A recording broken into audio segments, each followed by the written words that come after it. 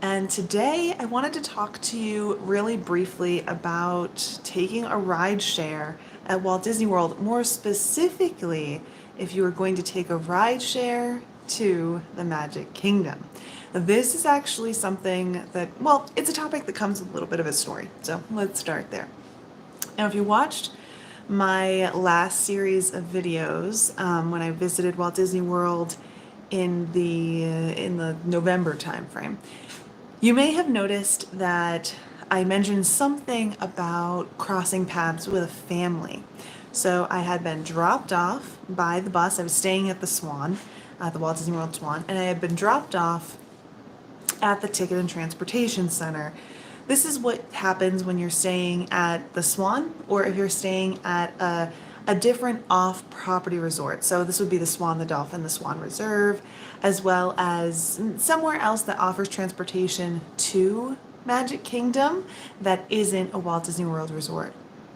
So I had been dropped off and I was walking to kind of the hub area of the Ticket and Transportation Center. So I was in the parking lot walking to that hub area, and I heard a kind of panicky family behind me, and the mom was talking about how like she was really concerned. She didn't know where she was, and so since I was in no rush and I had some answers, I turned around and I was like, "Hey, it's fine. You're good. What is it that you're trying to accomplish and what's going on?" And this is something I try and do as often as I can when I'm at Disney, not because of like what I do here, but because I like to help people whenever possible. So that's what I did. I asked her, "Where are you headed? What's the problem?" And so this woman said to me, it was her husband, and at least one child. I don't remember. And she said, we just took a ride share to Magic Kingdom and it dropped us off here. Why did it drop us off here? And so I explained that this is, it's fine. Let's not worry about that right now. Like, this is where you're going to get dropped off if you take a ride share. But here's how you get where you're going. And then I kind of helped the family navigate, and I was trying to explain to them like basically everything that I'm going to explain to you here momentarily. And she was able to kind of chill out a little bit. Dad gave me a thumbs up. He was like, "Thanks for the help." And they went on their way. Now, hopefully they made it where they wanted to or where they needed to be when they needed to be there. But it got me thinking a whole lot about taking a ride share at Walt Disney World. So often when people plan a trip to Disney, maybe they have reservations to get somewhere, maybe they're staying off property, whatever it is that's going on, they find themselves wanting to take a rideshare service, so Uber, Lyft, whatever the case. And in most cases, it's not that big a deal. Yeah, you can run into issues as far as like how long it's going to take your Lyft to get to you or your Uber to get to you, but it's pretty straightforward. Generally speaking, you take your Lyft, you take your Uber, you end up getting dropped off at a parking lot somewhere for the theme park or like near the entrance. But the exception to that rule is if you're going to Magic Kingdom.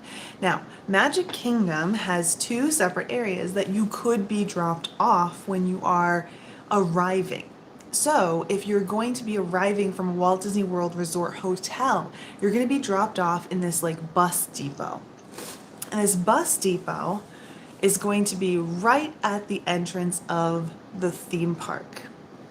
Now, when most people are staying on property, this is where they're thinking of being dropped off. Excuse me for a second as I use a tissue. It is, again, just one of those days here. So this bus depot, this is where most people staying at Walt Disney World Resort hotels will get dropped off because that's where all those Disney buses go. And once you're dropped off there, you then make your way through security and then into the gates of the theme park of Magic Kingdom. So it does take a little while to walk from the bus kind of around, depending on where exactly your bus drops off. Then you'll go through security, then you'll get to go through the gate. If you are not staying at a Walt Disney World Resort hotel, so if you're staying off property or if you're using a rideshare, you're actually going to be dropped off at the Ticket and Transportation Center. And this is also the parking lot for Magic Kingdom. Now, it probably is like this frightening concept for some people of being dropped off somewhere completely different. You're not near the theme park. You can't see the theme park anywhere. And honestly, the Ticket and Transportation Center can be a little intimidating because if you don't realize that that's where you're being dropped off, it can be really confusing as to why you're dropped off there.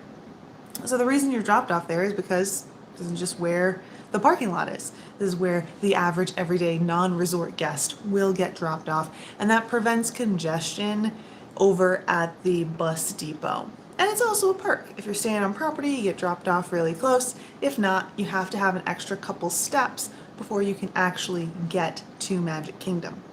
So let's talk really quick about those steps. So first and foremost, you're going to find yourself walking from the parking lot area, more likely than not, through to the Ticket and Transportation Center. You'll see the flow of people, so just follow that flow of people. And you're going to end up turning and seeing a bunch of kind of covered areas.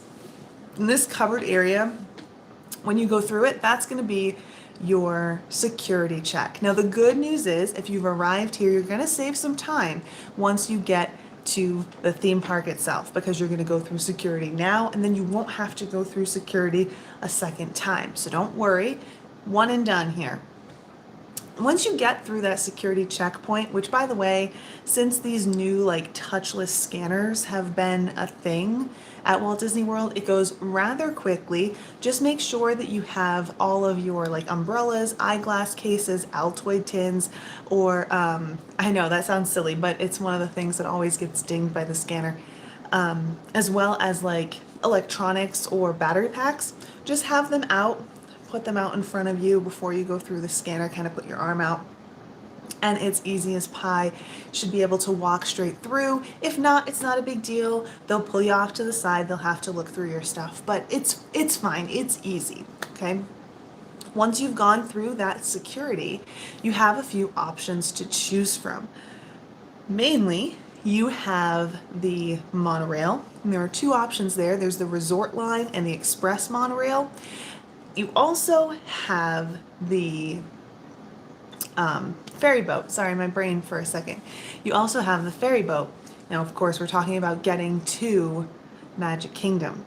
Now, it's debatable what is going to be faster. Certainly, the resort monorail is not going to be your fastest option. That's going to be the monorail that goes all the way around to all the monorail resorts. So you're going to have multiple stops. It's going to take you 30-45 minutes to get around that loop. The express monorail gets you right there. Not that big a deal. Pretty straightforward, pretty easy. So that's a good option. However, there's also the ferry boat. Now, most people will opt to take the ferry boat. I think that it's a great option. I like taking the ferry versus the monorail. It's open air. You have a little bit more room to move around. It seems like a better option. It's also going to be your most direct option. So you're like just getting on that boat and getting across. Now, in all the times that I have gone over to Magic Kingdom on the ferry boat, I've never had to wait too long. Sometimes you have to wait a few minutes, depending on the time of the day that you're getting on that ferry boat. But it can be pretty straightforward. You kind of just get on and go across and then get off. And once you get off the boat, boom, you're right at the gate. So easy. It doesn't take much time at all. The same can be said for the monorail. Once your monorail gets to the station at Magic Kingdom, it's really, really fast. You just have to walk down and then go straight in the gate. So no more security check, nothing like that. You're just going straight through. I will say though, the thing you're going to want to be aware of is what is available when you pull through or when you walk through the Ticket and Transportation Center security. Now, if you're looking at the monorail, it's going to be right in front of you. Okay. If there's a long line for that monorail, I don't know, maybe it's the choice you want to go with, maybe it isn't. If you're in a rush, this is really going to depend on how much time you have. Um, if you have enough time, you want to take the monorail, that seems like the best option for you. You have a mask out and ready. Currently, as we're talking about this, you do need to wear a mask when you're on the monorail. If you are ready to go, you're ready to walk right on the monorail, that might be the option for you. If you don't have your mask ready, maybe you have a stroller, there's a big line or something like that. All you have to do is head on over to the ferry boat. It's not going to be the first thing you see, but it's right off there to the left. You kind of just go through, walk that way, and boom, you get right on the ferry and head across. Now the ferry boat or the monorail, like I said, it really depends on like when exactly you arrive. I haven't tried both to see and like timed both to see which one is the fastest. Maybe in the future I will do just that, but it really depends on like your timing. If the boat's there and it's already been offloaded and it's getting ready to head back out and you can hustle on over, the boat can be pretty quick, but the monorail can be pretty quick too, especially if there isn't much of a line. So personal preference. Now, in my opinion, I think the really important thing to keep in mind here, if you are going to opt for doing a ride share to Magic Kingdom versus taking Disney transportation, is to make sure that you have plenty of time. A lot of people go for the ride share because they think it's quicker, they can just get where they're going, but you do have to take that extra step. So don't think that you're gonna get an Uber, get a Lyft, and then get dropped off right at Magic Kingdom and you just have to go through security and go through the gate. There's going to be that extra step there. Now, quite frankly, it's it's definitely cheaper and probably just about as fast to get on one of the Disney transportation buses or to take a different transportation option.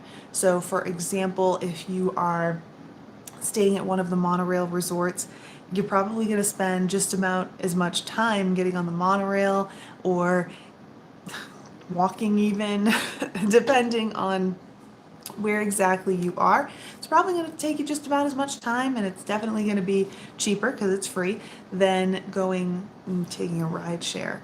I also think it's important to keep in mind that while I know that some people might not want to take the Disney bus for whatever reason, it could be easier to take the bus than to get yourself to the Ticket and Transportation Center and then move along to the next location, like to move across via monorail, via ferry boat.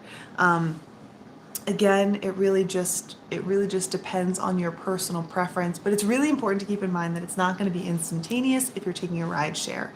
Certainly not if you're heading to Magic Kingdom, like it would be if you were heading to one of the other theme parks and you're dropped off kind of like in the parking lot or somewhere close. So that's something to really keep in mind. It's something to account for. I always think that you should make sure that you are heading out early. Whether you're taking a Disney bus, whether you're taking a ride share, make sure that you give yourself about an hour to get where you're going. I know that this is pretty standard when you are talking about Disney transportation, but it should definitely be something you're considering if you're talking about taking a ride share as well to Magic Kingdom. I would argue that you probably want to give yourself a lot of time no matter where you are, mostly because right now, like I said, I know this might change in the future, but I've been saying this a lot. Right now, ride shares are kind of hit or miss. You never really know what you're going to be able to get. So make sure you're not waiting like last minute to be like, oh, well, the ride share will be here in 3 minutes, and then it only takes 10 minutes to get where we're going. Don't think it's going to be 13 minutes before the time that you get on that, get in that car and get to your dining reservation. It's going to take longer than that. So, yeah, that's pretty much it. But I would love to hear what you guys have to say. As always, we love to hear your opinions, your thoughts, your tips and tricks. So please feel free to leave those in the comments down below and we can share them with other happy haunts and foolish mortals like yourself.